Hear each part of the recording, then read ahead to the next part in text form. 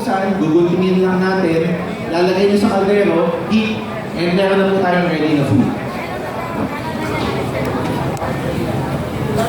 Alright, next slide please. Ang problema po na sinusolve natin, di ba? Hindi natin sure, di ba? Ang hirap na ng mundo ngayon.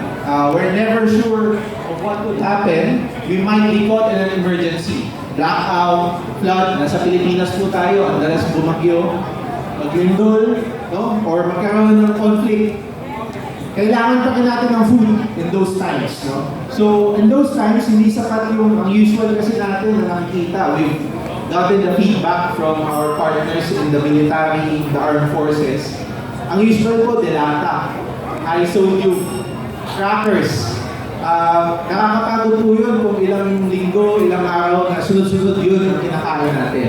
Kasi every one of us, maliban sa may laman ng tiyan, dapat happy rin tayo sa kinakain natin. Malaking bagay yun, no? As we go along. So ano po yung solusyon natin? Next slide please.